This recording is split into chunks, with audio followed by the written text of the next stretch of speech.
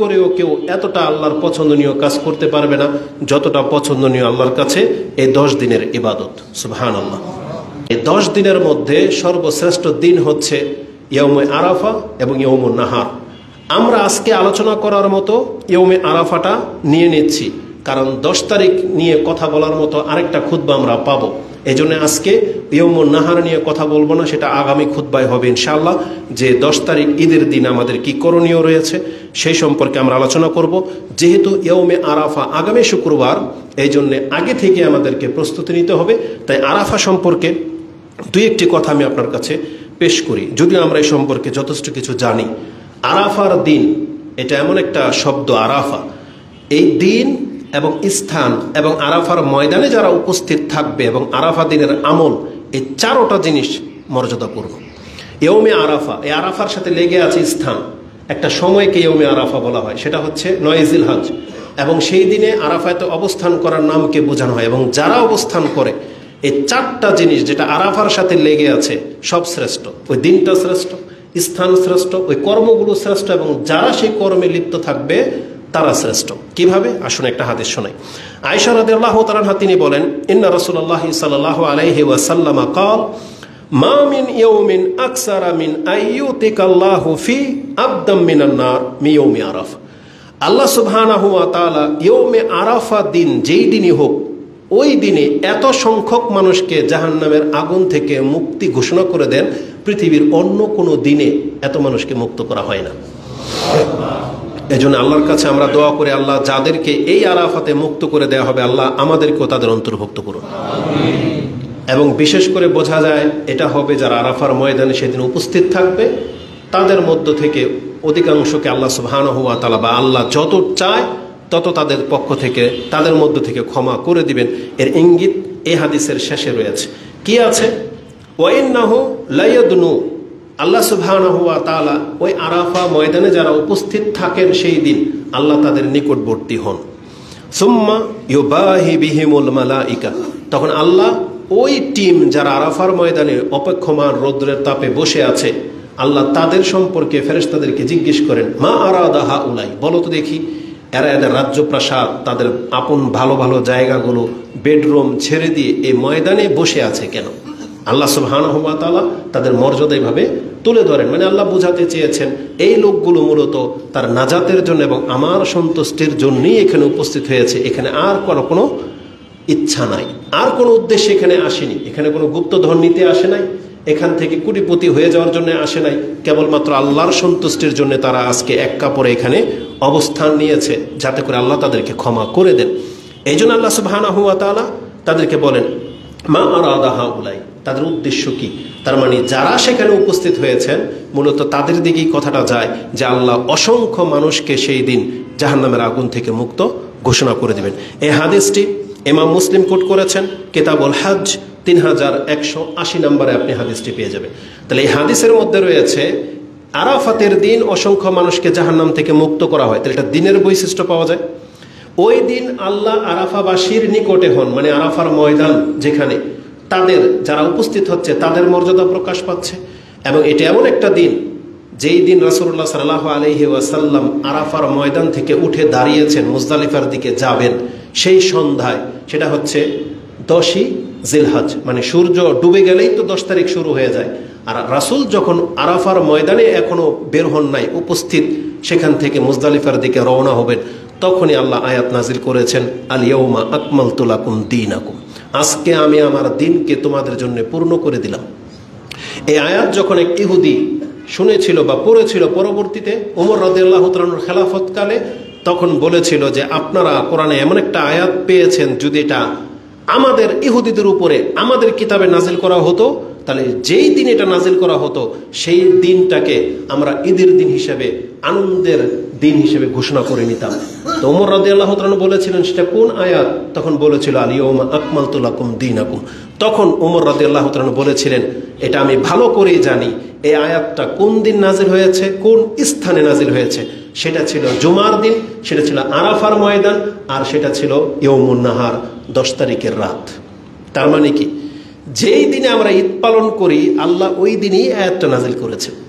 আর জুমার দিনে নাজিল করেছেন, তার মানে আমরা জুমার দিনটাকে ঈদের দিন হিসেবে উদযাপন করে থাকি। ওরা তো একদিন গণনা করেছিল, আর আজকে আমরা বছরে 52 দিন ঈদের মতন করে পালন করি। তাহলে আল্লাহ সুবহানাহু ওয়া তাআলা এতটা সম্মান আমাদেরকে দিয়েছে।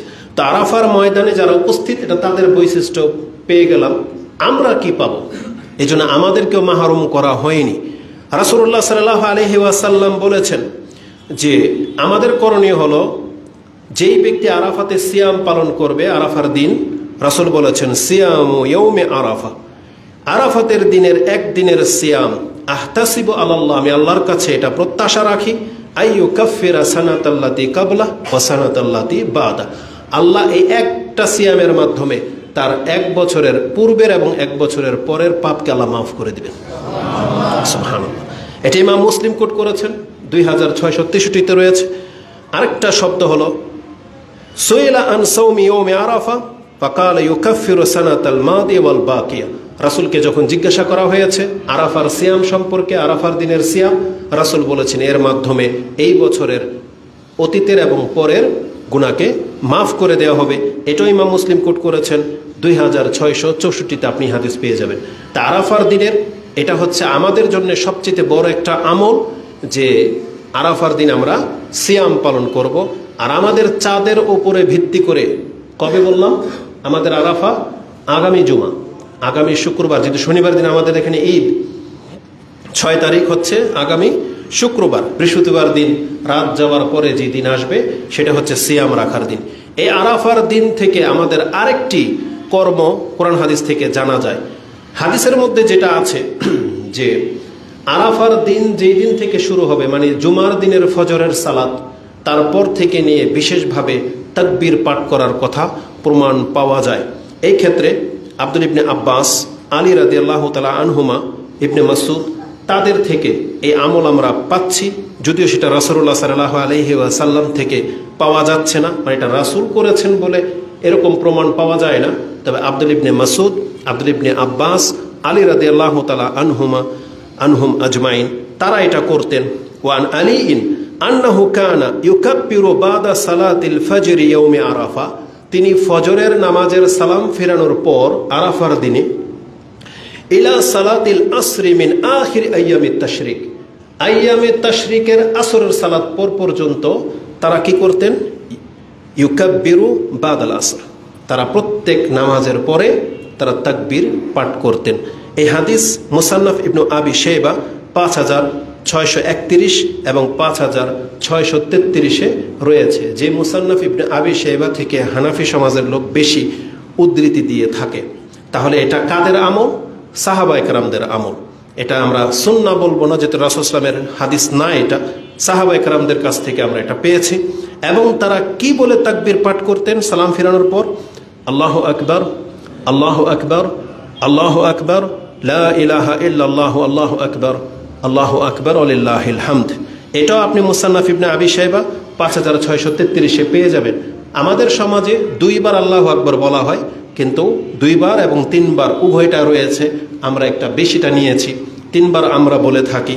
কেননা আন হুমায়দিন তিনি বলেন আন্নাল হাসান আল বসরি কানা ইউকাব্বিরু আল্লাহু আকবার সালাসান, হাসান আল বসরি রাহিমাহুল্লাহ তিনিও 3 বার বলতেন, মানে আল্লাহু আকবার, আল্লাহু আকবার, আল্লাহু আকবার, লা ইলাহা ইল্লাল্লাহু, আল্লাহু আকবার, আল্লাহু আকবার ওয়ালিল্লাহিল হামদ। প্রথমে 3 বার, পরে 2 বার। এটাও মুসান্নাফ ইবনে আবি শাইবাতে 5654-তে আপনি পেয়ে যাবেন। তা আমাদের কাছে যে দলিল আছে সেটা আমি আপনার কাছে পেশ করে দিয়েছি। তা আরাফার দিনের বিশেষ আমল আমরা 2টা পাচ্ছি। কি? ওই দিন আমরা সিয়াম পালন করব, আর ওই দিনের ফজর নামাজের পর থেকে প্রত্যেক নামাজের পরে আমরা তাকবীর পাঠ করব, এটা মুআল্লাক। আর আমভাবে যখন তখন, এই যে হজের চাঁদ উঠে গেছে, এখন আপনারা জবান দিয়ে যখন তখন এই শব্দগুলোই উচ্চারণ হবে, লা ইলাহা ইল্লাল্লাহু ওয়াহদাহু লা শারীকা লাহু লাহুল মুলক ওয়া লাহুল হামদু ওয়া হুয়া আলা কুল্লি শাইইন কাদির, আল্লাহু আকবার, আল্লাহু আকবার, আল্লাহু আকবার, লা ইলাহা ইল্লাল্লাহু, আল্লাহু আকবার, আল্লাহু আকবার ওয়ালিল্লাহিল হামদ। এটা যেমন হজের মাঠে এখন মানে আপনি ধ্বনি শুনতে পাবেন, তারা লাব্বাইক এটাও বলে, কিন্তু আমরা তো লাব্বাইক বলবো না, কিন্তু আমরা বাকি জিকির আজকারগুলো উচ্চ স্বরে আমরা যখন তখন বলবো। কেন উচ্চ স্বরে? যাতে করে আমাদেরটা শুনে আরেকজন যে গাফেল হয়ে আছে তার স্মরণ হয়ে যাবে, সেও তখন উচ্চ বলবে, এটাই হচ্ছে নিয়ম। এবং এই দিনগুলোতে যে তাকবীর পাঠগুলোর কথা বলা হয়েছে তা হলো আরো 4টা বাক্য, সুবহানাল্লাহি আলহামদুলিল্লাহি ওয়ালা ইলাহা ইল্লাল্লাহু আল্লাহু আকবার। এই বাক্যগুলো উচ্চারণ করার কথা আছে, যেটা আমরা গত খুতবায় আলোচনা করেছি। তাহলে এটা হলো এই 10 দিনের আমলের মধ্যে। আর বিশেষ করে আরাফার দিনে, আবারও বলি, আরাফার দিনের মাত্র 2টা কাজ অতিরিক্ত করব, সেটা হচ্ছে সিয়াম পালন করা আর তাকবীর পাঠ করা।